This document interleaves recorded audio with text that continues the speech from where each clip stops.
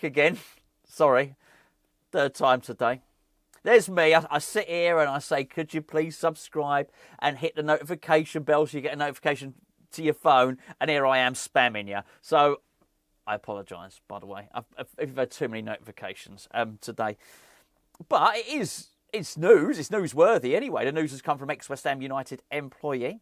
If you don't know, well, I'm gonna tell you now. Let's read what he says. This is on his West Ham Way Patreon, right? Ex-West Ham United employees, West Ham Way Patreon. Said the Gold family have been looking to sell their shares for a while, and it seems that there may have been a potential buyer shown around Rush Green and the other West Ham training facilities today. It's believed that that's going to put them off, innit? What he should have got to say is there was a potential investor interested in West Ham. He got shown Rush Green and he took the plane home. Anyway, we get to that. It's believed that Karren, Brady, I make him fly him and all, and Mark Noble, that'll keep him there, showed the potential buyer around. Not a lot is known about the interested party other than they appear to be foreign. Do you have like a 10-gallon hat on or cowboy boots? So saying howdy to everyone. I don't know. Anyway, he appeared to be foreign. Whether they will actually make an offer for the shares remains to be seen. Right, okay, there's quite a lot. Yeehaw, there's quite a lot to unpack here. So, the Gold family have been looking to sell their shares for a while. That is true. Here's what I understand of the situation as far as the Gold family shares are concerned. I can probably change me glasses. I don't know where I'll put my other glasses. This is not... Oh, there you go. Excuse me, hold on. That's better. They recommended the varifocals. Honestly, I cannot handle that stuff. The bifocals, the varifocals. I can't do it. I need 2 sets of glasses. I probably should have contact lenses and 1 set of glasses, but I'll get the heebie-jeebies. I can't stick my finger in my eyeball. I don't think that makes me weird, by the way. Anyway. Here's what I understand about the Gold family shares. The Golds own 25% of the West Ham shareholding, right? But apparently Vanessa Gold, who's obviously in charge of the Gold estate, only wants to sell 15% of West Ham. Now, that means, obviously, I've got to do your maths for you here. That means if you have 25 and you take away 15, that leaves you with 10%. So I think it looks like the Gold family wanted to hang on to 10%. That's next to bloody useless to anybody that wants to buy West Ham shares. As I've mentioned before, there's only 2 reasons you would want to buy West Ham shares. Number 1, as an investment. It's a risky investment at the moment. There's probably better places to put your money. I'm no financial expert, you understand. But there you go. There's some tips for you. The other reason would be because you think you can implement some change at West Ham. Now, the trouble is, if you only have 15%, you can't really implement change at West Ham. Because as I understand it, to be able to vote on any of the big stuff, I've said this before, but just in case you're new to the channel, subscribe and ring the bell, by the way. I won't spam you every day with free videos, promise. You have to have 20% to be able to vote on the big stuff.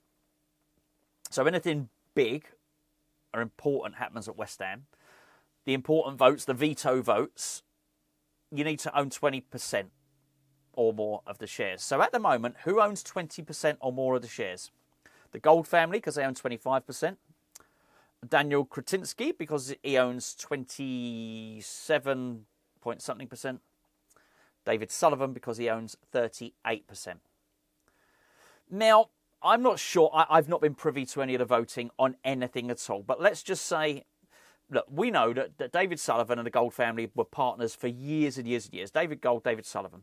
So you would assume they would both vote the same way, right? So even if Kretinsky wanted to do something, he would get outvoted. Now, it's pretty pointless anybody coming onto the West Ham board, because you would have a non-executive director role on the West Ham board. But if you bought 15%, you wouldn't be able to do anything, right? You wouldn't be able to do anything. So I'm not so sure, right? I'm not so sure that well, I heard that's why the shares have not been sold yet. Maybe, just maybe, because of this update from ex-West Ham United employee, maybe the 25% of shares are up for grabs. So let's go with that, right? Because that would make more sense to this story, right? So the the potential investors, potential buyer, as to use X's words, was shown around Rush Green. Now, I'm gonna. Sorry if you think I'm talking to you like an idiot here, but maybe not everybody knows. West Ham. We know this because of that horrific statement that West Ham made yesterday. So West Ham have got multiple training complexes. I don't think we should. I think we should only have one and make it big and impressive, like Bournemouth's training base, like Tottenham's training base, and then if everybody trains their base, that you've got an academy section, a women's team section, a first team section. You get the idea. You should have numerous football pitches and that type of thing. It was only yesterday that that whoever composed that statement yesterday had indicated that tens of millions of pounds had been invested into the infrastructure of the club and in terms of the training ground. That I don't know. I've not been to Chadwell Heath, not for a best part of 30 years anyway. So I don't know. They claim that has been invested heavily in. They certainly claim that there's been a lot invested in the women's team training facilities. The senior men's team at Rush Green, that's well behind where our rivals are. It's just nowhere near good enough. It is not up to standard. And that certainly... The thing is, when you make a vague statement like tens of millions of pounds have been invested in the training facilities, that doesn't say how much has been involved in Rush Green, right? And how much I don't think that much has been spent there. It doesn't look like a lot of money. Look, I've been there. I've not been there for a few years, but for many of the pictures that I've seen in recent years, it doesn't really look like anything really has changed there. So I do find it interesting that a potential buyer would have been shown around Rush Green. I'd avoid that. There's a lot of things I'd avoid actually, but I'd avoid showing them that. Do you know what I'd do? I'd take them in a really fast golf buggy and whiz them around so they didn't have to... Well, hold on, I didn't take any of that in. Oh, don't worry, we've got to go now. They're locking up.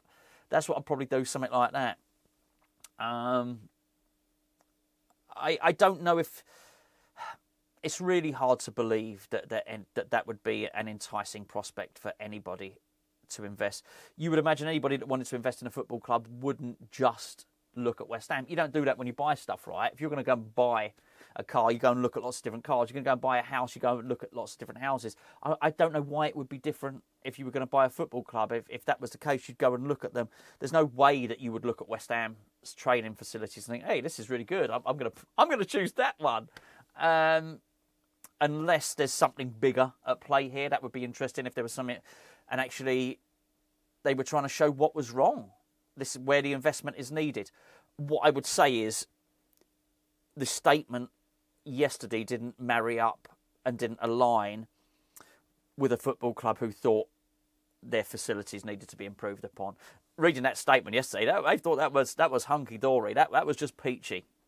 Invested loads of money, and it's brilliant. And I felt there was a little jibe in there, as I mentioned. They said, they pretty much said, this is not quite word for word, but I'm happy with this as a paraphrase, right? They pretty much said, our Rush Green training facilities certainly didn't hinder us when we won the European Conference League. It read like a dig because it was a bit smug, wasn't it? Let's be fair, it was a little bit condescending. But it's not up to scratch and it's not up to standard. So it is very hard to think that people that would think that would then the very next day be showing a rich Saudi sheikh or a rich American investor around the training ground and then say, actually, this is crap. We need to get these porta cabins down. It's hard to think that... Well, both things can't be true, can they? So, personally, I think that they do think everything's okay. I think that came across loud and clear from the statement yesterday, was they think everything's all right. They'll have a look into the fans' concerns, but more or less, everything's all right, and haven't they done a great job up to now? Some minor tweaks. I mentioned it yesterday, just in case you haven't... I understand it if you haven't gone and watched the video I did on the statement, because it was half an hour long, and I don't expect any... come on, there's a lot of stuff you can do in half an hour. You can be reading a book, you watch Netflix, you can listen to an album. You don't need to listen to my old crap, right? But I did make the point on there that with the statement, it's all very well saying that you want to make things better, but when the main body of the text suggests you think everything's all right, that really doesn't make any sense. And there was one bit in it which really got on my nerves. Well, there was plenty of bits in it. Was when they said there was a perception that the London Stadium wasn't suitable. It's not a perception. It is bloody miles from the pitch. There are actual trampolines that don't disguise it at all. It's that they're meant to disguise the fact there's a massive gap between the tiers. Anyway, there you go. So I just thought it was interesting. I thought I'd bring it to your attention. I am not. I hope I don't want to give the impression I think anything is imminent here. I do believe that if all that is up for grabs is 15%, then I don't think anything is imminent. I just don't see why anyone would buy West Ham at 15%. I do wonder. There's a lot of convenient stories at the moment, isn't there? Let's be fair. I don't think X has made this up, by the way. I believe he's been told this. Let me just make that absolutely clear. But I do believe there are a lot of convenient stories at the moment, particularly with the parade. Parade? It's going to call it a parade. There's no parade. It's a protest, with a protest coming up. Probably nobody parading at all, actually. Yeah, so there's going to be a protest outside the gates, outside the director's entrance to the ground, to the London Stadium, on Saturday ahead of Crystal Palace. I think there's a lot of stuff. I just take everything with a pinch of salt at the moment. So that's what I'm doing. You do what you want, but we'll see. I would love to think that West Ham are about to be taken over imminently. I'm cynical.